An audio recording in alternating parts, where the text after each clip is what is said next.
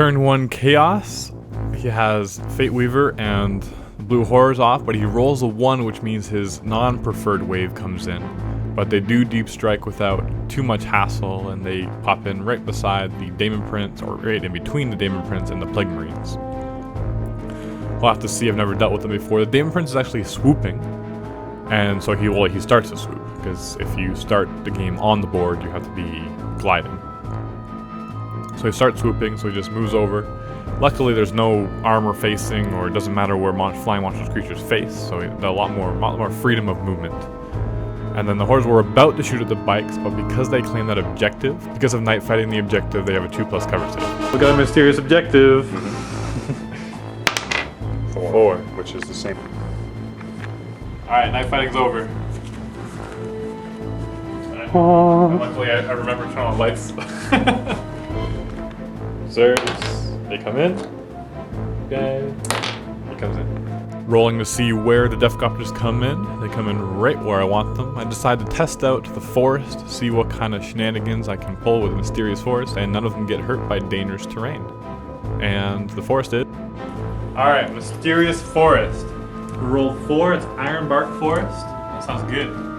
Cover saves granted by an Ironbark Forest are 3+ rather than 5+. There you go. Totally worth it. Definitely.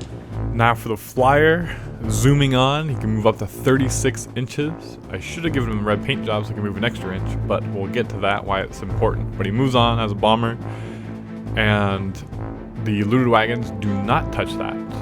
So they are able to move forward as normal. The bikes move up, but keep within control of that objective, so they get that extra cover save, so they always have a 3+, because their Exhaust Cloud already gives them a 4+. Which is good. It still keeps a lot of the cover saves have been reduced to 5+ in 6th edition, but the bikes keep that 4+. And we are counting that blue stone as an artifact, so let's see what it does. Alright, so we're counting those as artifacts.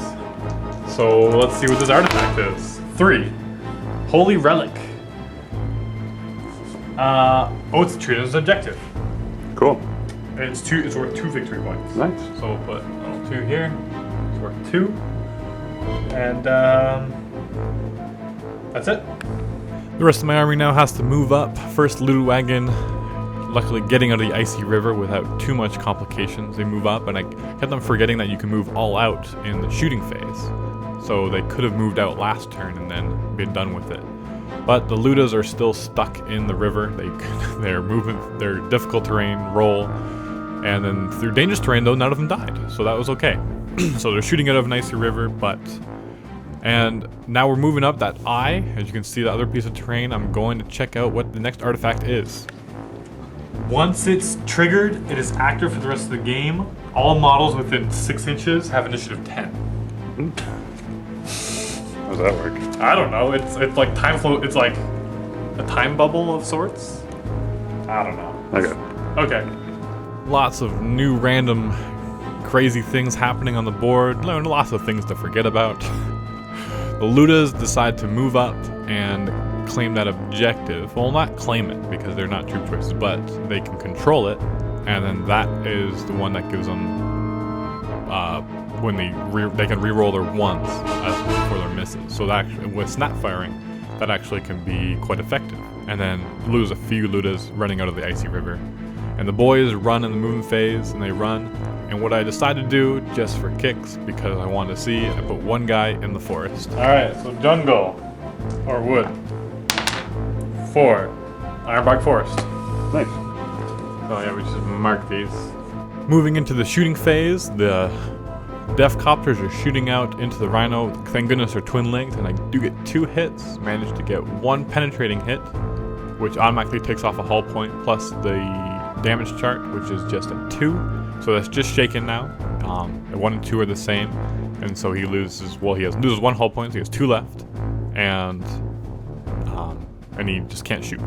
So, or he can only snap fire rather. So all the Ludas shoot. Those are all missed 1s. I got to re-roll. I got a bunch more 6s, and so I got a bunch of wounds. And the Daemon Prince, even though he's flying, rolled horribly on his armor saves and managed to crash to the ground and die a horrible death. Then the continuing shooting, the bikes shooting, a few of them can see, those blue daemons, and so they hurt a little bit. They cause 1 wound. He rolls his 5+, and he loses 1. Moving on to Chaos turn 2, Fate Weaver does come in, Obliterator's coming in, and only the squad of 2 of them doesn't come in. And so since he lost his Warlord, he lost that trait that he could re-roll for reserve rolls, unfortunately.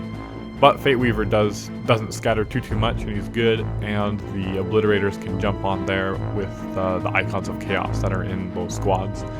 And we agreed beforehand that on top it was more plateau, so it wasn't difficult terrain to run around on top, but it was difficult terrain to move back and forth between them. Plague Marines jump up onto this little edifice and just trying to keep that one guy away on the side. Why? Because if you're within 6 inches of Fate Weaver, you can re-roll all of your saves. And that's why everyone's just kind of moving towards the nice Fate Weaver bubble.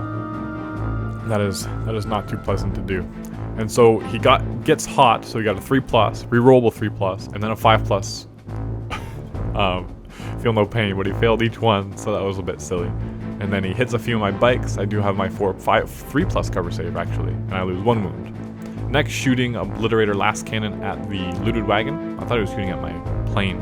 I'm almost glad that he shoots, but he missed. And then he shot another one, and he missed again.